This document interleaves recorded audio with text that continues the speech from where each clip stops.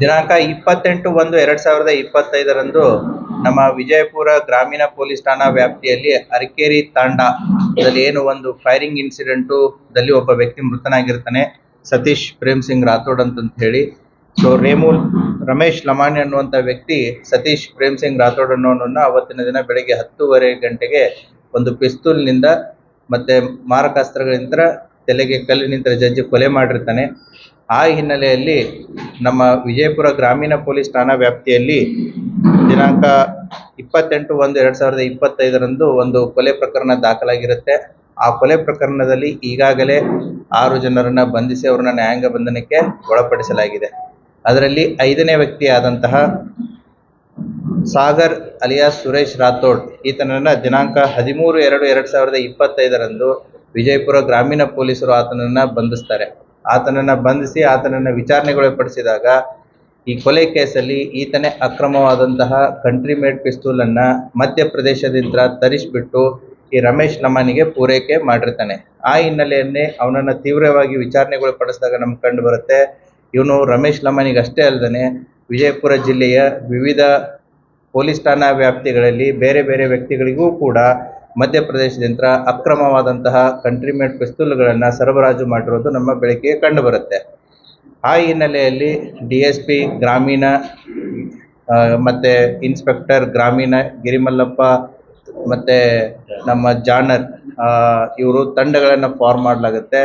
ತಂಡಗಳನ್ನು ಫಾರ್ಮ್ ಮಾಡಿಬಿಟ್ಟು ಈ ಎಲ್ಲ ಒಟ್ಟು 9 ವ್ಯಕ್ತಿಗಳ ಡೀಟೇಲ್ಸನ್ನು ತೆಗೆದುಕೊಂಡು ನಮ್ಮ ವಿಜಯಪುರ ಜಿಲ್ಲೆಯ ವಿವಿಧ ಪೊಲೀಸ್ ಠಾಣಾ ವ್ಯಾಪ್ತಿಗಳಲ್ಲಿ ನಮ್ಮ ಎಲ್ಲ ಪೊಲೀಸ್ ಇಲಾಖೆಯ ವಿವಿಧ ತಂಡಗಳು ದಾಳಿಯನ್ನು ಕೈಗೊಂಡಾಗ ಸುಮಾರು 9 ಪಿಸ್ತೂಲು ಮತ್ತು 24 ಸಜೀವ ಗುಂಡುಗಳನ್ನು ನಾವು ವಶಪಡಿಸ್ಕೋತೀವಿ.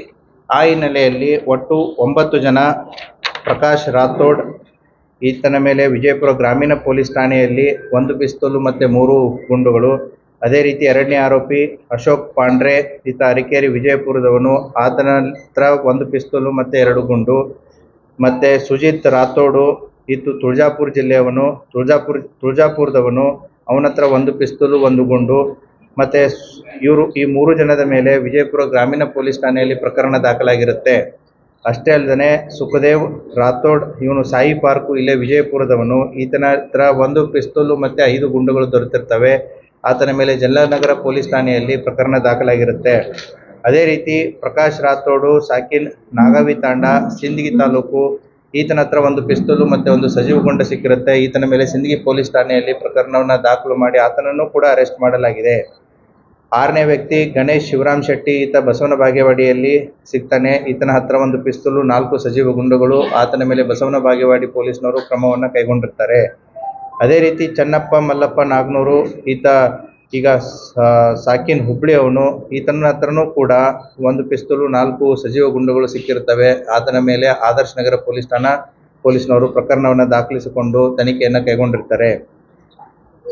ಸಂತೋಷ್ ರಾಥೋಡ್ ಈತ ತಿಕೋಟಾ ತಾಲೂಕಿನವನು, ಲೋಗಾಂವ್ ತಾಂಡ ಅಂತಂತೇಳಿ, ಆತನ ಹತ್ರ 1 ಪಿಸ್ತೂಲು 4 ಗುಂಡುಗಳು ದೊರೆತಿರ್ತವೆ. ಆತನ ಮೇಲೆ ತಿಕೋಟಾ ಪೊಲೀಸರು ಪ್ರಕರಣವನ್ನು ದಾಖಲಿಸಿ ಆತನನ್ನು ಕೂಡ ಅರೆಸ್ಟ್ ಮಾಡಲಾಗಿದೆ. ಜನಾರ್ದನ್ ಪವಾರ್ ಈತನು ಸಾಂಗ್ಲಿ ಜಿಲ್ಲೆಯವನು, ಐತವಾಡೆ ಗ್ರಾಮ ಅಂತಂತೇಳಿ, ಆತನ ಹತ್ರ 1 ಪಿಸ್ತೂಲ್ ದೊರಕಿದ್ದು ಆತನ ಮೇಲೆ ವಿಜಯಪುರ ಗ್ರಾಮೀಣ ಪೊಲೀಸರು ಕ್ರಮವನ್ನು ಕೈಗೊಂಡಿರ್ತಾರೆ. ಸೊ ಹೀಗೆ ಒಟ್ಟು 9 ಜನರಿಂದ 9 ಪಿಸ್ತೂಲುಗಳನ್ನು, ಒಟ್ಟು 24 ಗುಂಡುಗಳನ್ನು ಅವರಿಂದ ವಶಪಡಿಸಿಕೊಂಡಿರ್ತಾರೆ.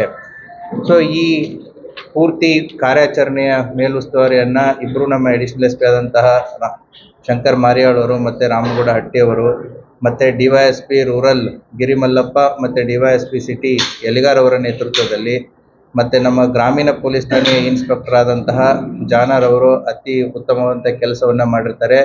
ಅವರ ಜೊತೆಗೆ ಉಳಿದಂತಹ ತನಿಖಾ ತಂಡದಲ್ಲಿ ನಮ್ಮ ಬಾಗೇವಾಡಿ ಇನ್ಸ್ಪೆಕ್ಟರ್ ತಾಶಾಳ್ ಮತ್ತು ನಮ್ಮ ಗೋಲ್ ಗುಂಬಾಜ್ ಇನ್ಸ್ಪೆಕ್ಟರ್ ಆದಂತಹ ಮಲ್ಲಯ್ಯ ಮಠಪತಿ, ಅವರ ಜೊತೆಗೆ ನಮ್ಮ ರೂರಲ್ ಇನ್ಸ್ಪೆಕ್ಟರ್ ಆದಂಥ ಪರಶುರಾಮ್ ಮನ್ಗೂಡಿ ಮತ್ತು ಸಿಂದಗಿ ಇನ್ಸ್ಪೆಕ್ಟರ್ ನಾನಗೌಡ ಪಾಟೀಲ್, PSR ಅವರಾದಂತಹ ವಿನೋದ್ ದೊಡ್ಡಮನಿ, ಉಪ್ಪಾರ್, ಶ್ರೀಕಾಂತ್ ಕಾಂಬ್ಳೆ, ಆಶಿಫ್ ಮುಷಾಫರಿ, ದೇವರಾಜ್ ಉಳ್ಳಾಗಡ್ಡಿ, ಸೀತಾರಾಮ್ ಲಮಾನಿ, ಸಂಗಾಪುರ್, ತಿಪ್ಪಾರೆಡ್ಡಿ ಮತ್ತು ಸಿಬ್ಬಂದಿಗಳಾದಂತಹ LS ಹಿರೇಗೌಡರ್, ಪಟ್ಟಣ್ ಶೆಟ್ಟಿ, ದಳವಾಯಿ ಬಿರಾದರ್, ಗಡೇದ್ ನಾಯಕ್, ರಾಥೋಡ್ ಬಿರಾದರ್, ಲಮಾನಿ ಮತ್ತು ಇನ್ನಿತರ ಹಲವಾರು ಸಿಬ್ಬಂದಿಗಳು ಇದರಲ್ಲಿ ಕಾರ್ಯಾಚರಣೆಯಲ್ಲಿ ಪಾಲ್ಗೊಂಡಿದ್ದು ಈ ರೀತಿಯಾದಂಥ ಒಟ್ಟು 9 ಅಕ್ರಮ ಪಿಸ್ತೂಲ್ಗಳನ್ನು ಮತ್ತು ಗುಂಡುಗಳನ್ನು ವಶಪಡಿಸಿಕೊಳ್ಳುವುದರಲ್ಲಿ ಯಶಸ್ವಿಯಾಗಿರುತ್ತಾರೆ ಮತ್ತು ಅವರ ಕಾರ್ಯಾಚರಣೆಯನ್ನು ಶ್ಲಾಘಿಸಲಾಗಿರುತ್ತೆ.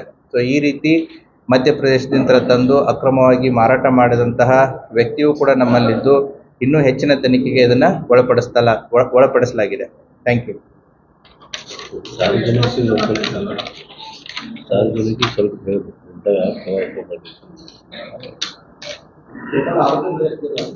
ಒಟ್ಟು 9 ಜನ ಆರೋಪಿ ಇತ್ತು. ಇವರು 50,000 1 ಲಕ್ಷಕ್ಕೆ ಇದನ್ನ ಆತ ಮಾರ್ತಾ ಇರ್ತಾನೆ. ಮಧ್ಯಪ್ರದೇಶದಿಂದ ತಂದು ಇವ್ರ ಹತ್ರ ಕೊಡ್ತಾ ಇರ್ತಾನೆ. ಈ ಹಲವಾರು ಜನ ನಮ್ಮ ಜಿಲ್ಲೆಯಲ್ಲಿ ಈ ರೀತಿಯಾಗಿ ಈ ಅಕ್ರಮ ಪಿಸ್ತೂಲ್ಗಳನ್ನು ಇಟ್ಟುಕೊಂಡು ಅದನ್ನು ಅಕ್ರಮ ಗುಂಡುಗಳನ್ನ ಇಟ್ಟುಕೊಂಡಿರ್ತಾರೆ. ಈಗ ಅರಕೇರಿ ತಾಂಡ ಘಟನೆಯನ್ನು ನೀವು ನೋಡಿದ್ರಿ. ಅದರಲ್ಲಿ ಯಾವ ರೀತಿಯಾದಂತಹ ಮಿಸ್ಯೂಸ್ ಆಯಿತು, ಒಬ್ಬ ವ್ಯಕ್ತಿಯ ಸಾವಿಗೆ ಕೂಡ ಇದು ಕಾರಣ ಆಯಿತು. ಸೊ ಅದೇ ರೀತಿ ಜಿಲ್ಲೆಯಲ್ಲಿ ಯಾರಾದರೂ ಈ ರೀತಿಯಾದಂಥ ಅಕ್ರಮ ಶಸ್ತ್ರಾಸ್ತ್ರಗಳಾಗಿರ್ಬೋದು ಅಥವಾ ಅಕ್ರಮವಾಗಿ ಇದನ್ನು ಇಟ್ಕೊಂಡಿರೋದು ಆಗಿರ್ಬೋದು, ಅವರ ಬಗ್ಗೆ ಎಲ್ಲ ಮಾಹಿತಿಯನ್ನು ಕಲೆ ಹಾಕಿ ಪೊಲೀಸ್ ಇಲಾಖೆ ಅವರ ವಿರುದ್ಧ ಕಾರ್ಯಾಚರಣೆಯನ್ನು ಕೈಗೊಳ್ಳಲಾಗ್ತಾ ಇದೆ. ಇಲ್ಲಿವರೆಗೆ ಎಲ್ಲ ಇಂಡಿ ಭಾಗದಲ್ಲಿ ಈ ಭಾಗದಲ್ಲಿ ಬಂದು ಸರ್ವಸಾಮಾನ್ಯ ಆಗಿತ್ತು. ಬಸವನ ಬಾಗೇವಾಡಿಯವರಿಗೆ ಅಲ್ಲಿ ಬಹಳ ರೇರ್ ಆಗಿತ್ತು. ಅಲ್ಲಿವರೆಗೆ ಸ್ಪ್ರೆಡ್ ಆಗಿತ್ತು ಅಂದ್ರೆ ಅದಕ್ಕೆ ಅಲ್ವಾ ನಾವು ಪೊಲೀಸ್ ಇಲಾಖೆ ಇದನ್ನ ಯಾಕಂದ್ರೆ ಅಪರಾಧಿಗಳಿಗೆ ಯಾವುದೇ ರೀತಿಯಾದಂಥ ಲಿಮಿಟ್ಸ್ ಇಲ್ಲಲ್ವ. ಸೊ ಅಪರಾಧಿಗಳಿಗೆ ಲಿಮಿಟ್ಸ್ ಇರಲ್ಲ. ಸೊ ಅಲ್ಲಿ ಸಿಕ್ಕಂತ ಬಸವನ ಬಾಗೇವಾಡಿಯಲ್ಲಿ ಸಿಕ್ಕಂತ ಒಬ್ಬ ವ್ಯಕ್ತಿ ಆತ ಬಾರ್ ಆ್ಯಂಡ್ ರೆಸ್ಟೋರೆಂಟ್ ಅನ್ನು ನಡೆಸ್ತಾ ಇದ್ದಾನೆ. ಸೊ ಆತನ ಮೇಲೂ ಇನ್ನೂ ಹೆಚ್ಚಿನ ಕಾರ್ಯಾಚರಣೆಯನ್ನು ಕೈಗೊಳ್ತಾ ಇದೆ. ಸೊ ಅಪರಾಧಿಗಳಿಗೆ ಯಾವುದೇ ರೀತಿಯಂಥ ಒಂದು ನಿರ್ದಿಷ್ಟ ಸ್ಥಳ ಇಲ್ಲ. ಸೊ ಹಾಗಾಗಿ ನಾವು ಒಂದೇ ನಿರ್ದಿಷ್ಟ ಸ್ಥಳಕ್ಕೆ ಸೀಮಿತ ಮಾಡೋಕ್ಕಾಗಲ್ಲ. ಎಲ್ಲೇ ಕೂಡ ಅಪರಾಧಿಗಳು ಕಂಡು ಬಂದರೂ ಕೂಡ ಅವರ ಮೇಲೆ ತಕ್ಕವಾದಂಥ ಕ್ರಮವನ್ನು ನಾವು ಕೈಗೊಳ್ತೀವಿ.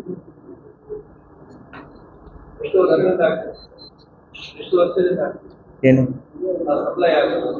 ಇವನು ಸುಮಾರು 5-6 ವರ್ಷದಿಂದ ಈತ ಟ್ರಕ್ ಡ್ರೈವರ್ ಆಗಿ ಕೆಲಸ ಮಾಡ್ತಾ ಇದ್ದ. ಸೊ ಆ ಸಂದರ್ಭದಲ್ಲಿ ಈತನಿಗೆ ಮಧ್ಯಪ್ರದೇಶದ ವ್ಯಕ್ತಿಯ ಜೊತೆಗೆ ಸಂಪರ್ಕ ಬಂದಾಗ ಸುಮಾರು 5-6 ವರ್ಷಗಳಿಂದ ಈ ಕೆಲಸವನ್ನ ಮಾಡಿದ್ದಾನೆ. ಸೊ ಇನ್ನೂ ಹೆಚ್ಚಿನ ತನಿಖೆಗೆ ಆತನನ್ನು ಒಳಪಡಿಸ್ತಾ ಇದ್ದೀವಿ. As of now so far ಇನ್ವೆಸ್ಟಿಗೇಷನ್ದಲ್ಲಿ ಕಂಡು ಬಂದಿದ್ದು ಮಾಡಿದ್ದೀವಿ. ಇನ್ನೂ ಕೂಡ ಹೆಚ್ಚಿನ ತನಿಖೆ ನಡೀತಾ ಇದೆ.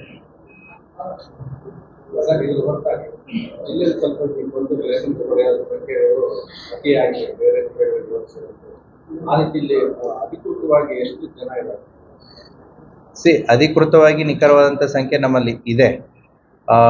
ಯಾಕೆ ಜಾಸ್ತಿ ಇರುತ್ತೆ ಅಂತಂದರೆ ಕೃಷಿ ಪ್ರಧಾನವಾದಂಥ ಜಿಲ್ಲೆ ಇದ್ದಾಗ ಅಲ್ಲಿ ಹೆಚ್ಚಿರುತ್ತೆ. ಉದಾಹರಣೆಗೆ ಚಿಕ್ಕಮಂಗ್ಳೂರು ತಗೊಳ್ಳಿ, ಮಡಿಕೇರಿ ತಗೊಳ್ಳಿ, ಶಿವಮೊಗ್ಗ ತಗೊಳ್ಳಿ, ಎಲ್ಲಿ ಕೃಷಿ ಪ್ರಧಾನ ವ್ಯವಸ್ಥೆ ಇರುತ್ತೆ, ಕಾಡು ಪ್ರಾಣಿಗಳಿರ್ತವೆ. ಸೊ ಕೃಷಿ ವ್ಯವಸಾಯವನ್ನು ನಂಬಿಕೊಂಡು ಕೆಲಸ ಮಾಡ್ತಾ ಇರೋರು ಫಾರ್ಮ್ ಹೌಸ್ಗಳಲ್ಲಿ ಜಾಸ್ತಿ ಇರ್ತಾರೆ. ಅವರ ಹೊಲ ಮನೆ ಎಲ್ಲಿರುತ್ತೆ ಅಲ್ಲೇ ಮನೆಗಳನ್ನ ಕಟ್ಕೊಂಡಿರ್ತಾರೆ.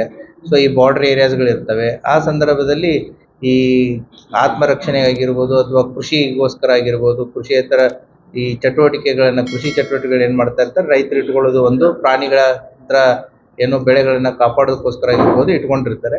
ಲೈಸೆನ್ಸ್ ಯಾರು ತೊಗೊಂಡಿದ್ದಾರೆ ಅವ್ರದ್ದು ಸರ್ಟಿಫೈಡ್ ಟ್ರೈನಿಂಗ್ ಆಗಿರಬೇಕು, ಲೈಸೆನ್ಸ್ ಇರಬೇಕು.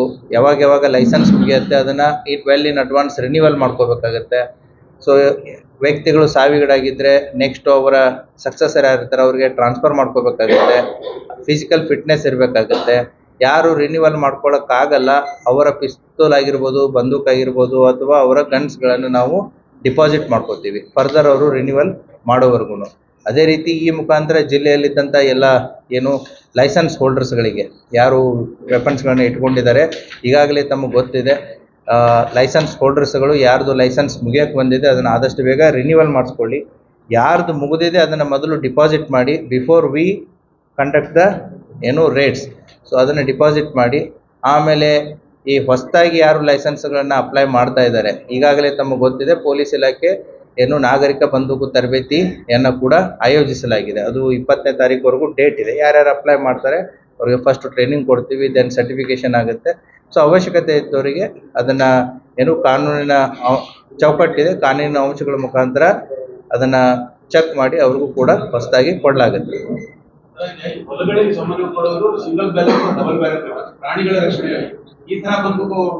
ಇದು ಅಕ್ರಮ ಅಲ್ವಾ? ದಿಸ್ ಇಸ್ ಅಕ್ರಮ. ಈಗ ನೀವೇನ್ ನೋಡ್ತಾ ಇದ್ದೀರಲ್ಲ, ಇದು ಅಕ್ರಮವಾದಂತೂ, ಇಲ್ಲಿಗಲ್ ಆಗಿ ಬಂದಿರೋದು, ಇಲ್ಲಿಗಲ್ ಆಗಿ ತಂದಿರೋದು. ಸೆಲ್ಫ್ ಡಿಫೆನ್ಸ್ ಆಗಿ ಕೊಡೋದು ಡಬಲ್ ಬ್ಯಾರಲ್ ಕೊಡೋದಲ್ಲ. ಇಲ್ಲ ಸೆಲ್ಫ್ ಡಿಫೆನ್ಸ್ಗೆ ಬೇರೆ ಇರುತ್ತೆ, ಪ್ರಾಣಿಗಳಿಂದ ರಕ್ಷಣೆಗೆ ಬೇರೆ ಇರುತ್ತೆ. So depending upon the requirement, ಅದು ಯಾವ ವೆರೈಟಿ ಬೇಕಾಗುತ್ತೆ ಅದನ್ನ ಕೊಡ್ಲಾಗುತ್ತೆ. So far in our investigation ದಲ್ಲಿ ದುರ್ಬಳಕೆ ಮಾಡ್ಕೊಂಡಿರೋದು ಕಂಡು ಬಂದಿಲ್ಲ. ಇಟ್ಕೊಳ್ಳೋದೇ ಅಪರಾಧ ಒಂದು. ದುರ್ಬಳಕೆ ಆಗೋವರೆಗೂ ನಾವು ಕಾಯಕ್ಕಾಗಲ್ಲ. ಯಾಕೆ ಅಂತಂತಂದ್ರೆ ಇಟ್ಕೊಳ್ಳೋದೇ ತಪ್ಪು. ಈಗ ಉದಾಹರಣೆಗೆ ನೀವು ಅರಕೇರಿ ತಾಂಡದಲ್ಲಿ ಆಗಿರೋದು ಅದೇ. ಏನು ಆ ಮರ್ಡರ್ ಕೇಸಲ್ಲಿ ಯೂಸ್ ಆಗಿರೋದು ವೆಪನ್ ಅಕ್ರಮವಾದಂತಹ ಕಂಟ್ರಿಮೇಡ್ ಪಿಸ್ತೂಲೇ ಇರೋದು. ಸೊ ಆದ್ದರಿಂದ ಜನರಿಗೆ ನಿಮ್ಮ ಮುಖಾಂತರ ಹೇಳೋದೇನು ಅಂತಂತಂದ್ರೆ, ಈ ರೀತಿಯಾಗಿ ಇಟ್ಕೊಳ್ಳೋದು ಕಾನೂನು ಬಾಹಿರ, ಕಾನೂನಿಗೆ ವಿರೋಧ, ಮತ್ತೆ ಅವರ ಮಾಹಿತಿಗಳನ್ನು ಕೂಡ ಕಲೆ ಆಗ್ತಾ ಇದೆ. ಪೊಲೀಸ್ ಇಲಾಖೆ ಅವ್ರ ಮೇಲೂ ಕೂಡ ಆದಷ್ಟು ಬೇಗ ಅವ್ರ ಮೇಲೂ ಕೂಡ ಕ್ರಮವನ್ನ ಕೈಗೊಳ್ಳಲಾಗ್ತದೆ. ಸರೆಂಡರ್ ಮಾಡಬಹುದು, ಅಕ್ರಮವಾಗಿದ್ದ ಸರೆಂಡರ್ ಮಾಡಬಹುದು. Thank you.